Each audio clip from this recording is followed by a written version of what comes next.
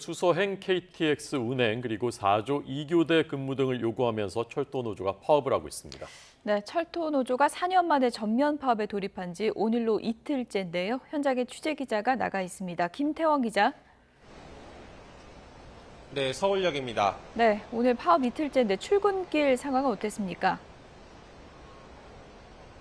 네, 오전 8시쯤부터 철도노조원들이 이곳 서울역 곳곳에서 파업 목적을 시민들에게 알리는 선전전을 진행하고 있었습니다.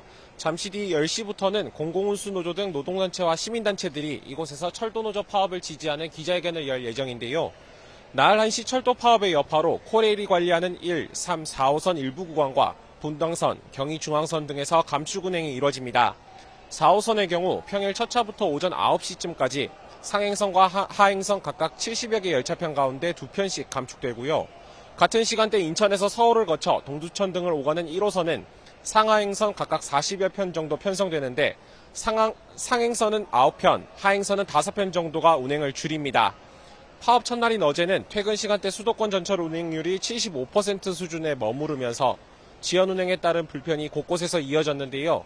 코레일 측은 출근 시간대엔 90% 이상으로 운행률을 끌어올릴 계획이지만 배차 간격이 평소보다는 길어질 수밖에 없는 만큼 혼란은 불가피해 보입니다.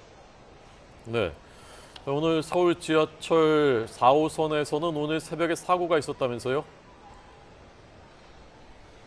네, 사고가 난 건 오늘 새벽 3시 50분쯤인데요. 수도권 광역전철 4호선에서 선로 보수 장비인 모터카가 열차 궤도를 벗어난 겁니다. 이 사고로 4호선 하행선 범계역에서 금정역 사이의 운행이 한때 중단됐다가 4시간 40분 만인 아침 8시 반쯤 재개됐습니다. 코레일 측은 이번 사고로 열차 8대의 운행이 최대 1시간가량 지연됐다면서 정확한 사고 원인을 조사하고 있다고 말했습니다. 다만 서울 방면 열차 운행에서는 큰 지장은 없었다고 덧붙였습니다. 네, 이번 파업으로 여객 운송뿐만 아니라 화물 운송에도 차질이 있을 것 같은데요. 노사 협의는 어떻게 이루어지고 있습니까? 네, 파업으로 열차 운행이 일부 중단됐다는 전광판 안내 문구가 제 뒤로 나오고 있습니다. 화물 열차 운행률은 평소에 26% 수준으로 4대 가운데 한 대만 움직이는 셈입니다.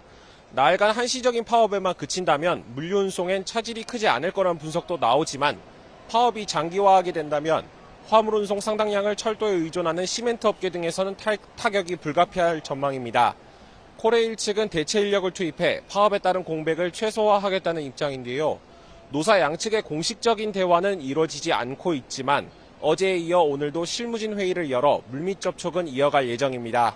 하지만 별다른 진전은 없는 상태로 알려진 가운데 노조 측은 합의가 되지 않는다면 추석 연휴까지 추가 파업을 검토하고 있다고 밝힌 만큼 장기화 가능성을 배제할 수는 없겠습니다. 지금까지 서울역에서 전해드렸습니다.